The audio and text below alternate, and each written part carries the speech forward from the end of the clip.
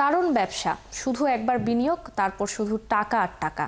বাড়তি খরচেরও নেই কোনো ঝুট ঝামেলা, শুধু সরকারি লোকেলে দিতে হবে চা খরচ। আর এভাবেই অবৈধ গ্যাসের সংযোগ বাণিজ্য করে কোটিপতি বনে যাচ্ছেন তথাকথিত পাতি নেতারা। বাণিজ্যিক থেকে বস্তি বাড়িতেও সংযোগ দেয় তারা।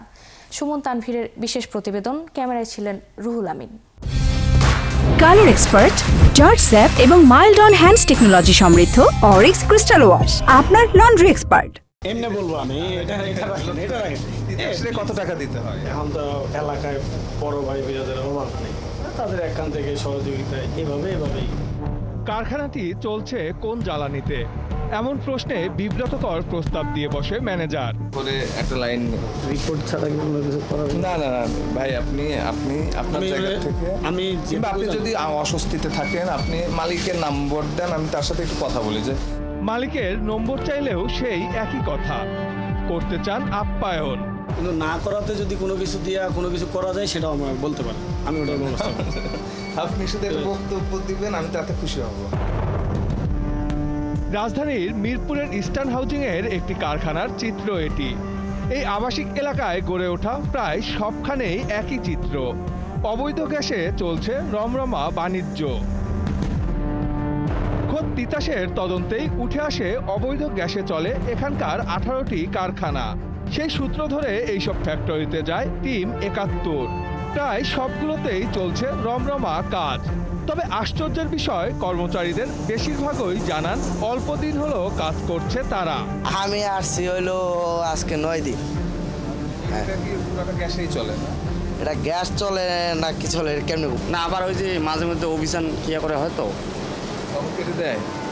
হ্যাঁ, এটা লাইন কেটে দেয়। এগুলো আমি জানি না, আমি তো নতুন। কতদিন?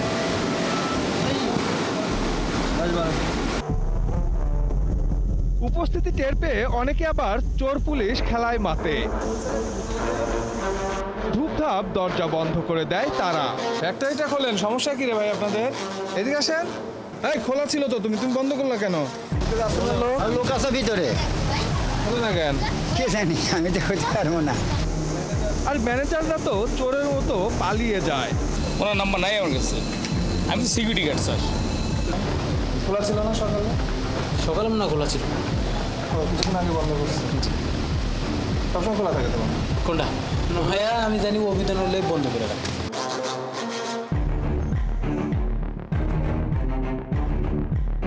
তবে বাণিজ্যিক গ্যাসের অবৈধ সংযোগ নিয়ে কিছুটা লুকোচুরি থাকলেও বস্তিগুলোয় তা চলছে বেশ খোলামেলাভাবেই। কয়েক বছর আগে দাউ দাউ করে জ্বলা এ আগুন রাজধানীর রূপনগর, আরামবাগ বস্তির। তবে চেহারা ফিরে পেতে সময় লাগেনি।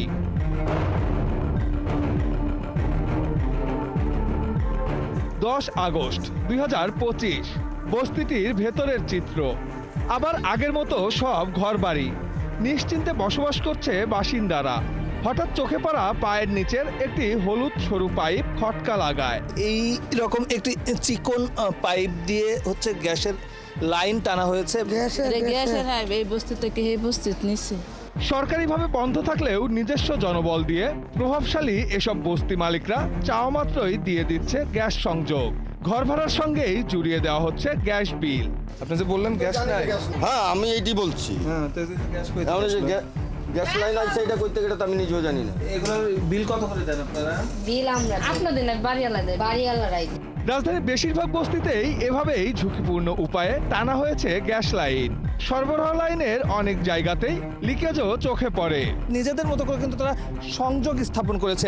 আমরা এই যে একটি সংযোগের কাছে আছি, খুব স্বাভাবিকভাবে এখানে কিন্তু গ্যাস লিকেজ হচ্ছে, অর্থাৎ যে কোনো সময় কিন্তু ভয়াবহ একটি দুর্ঘটনা ঘটে যাওয়ার একটি সমূহ সম্ভাবনা আছে।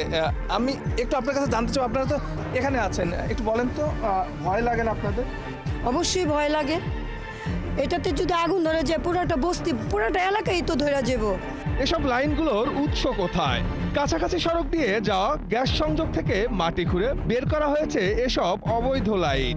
কাছাকাছি দোকানগুলোতে টাকার বিনিময়ে গ্যাস দিচ্ছে এসব ব্যবসায়ীরা। এটি তো সব আপনার পানির আর গ্যাসের লাইন, সব অবৈধ। কই বৈধ লাইন? আপনি বস্তিতে সব লাড়াচাড়া দেন, সব অবৈধ, সব অবৈধ। হ্যাঁ, সব এই জায়গার থেকে এসে। দোকান বন্ধ করে দিছে তো, বলা গেছে 1 বছর লাইনটা চালান, সেই লাইন চালাইতে কয় টাকা করে লাগবে সেটা বলে নাই? এমনি চাইছে 500 টাকা দিয়ে না। কিভাবে গ্যাস সংযোগ দিচ্ছে কথিত এসব নেতারা?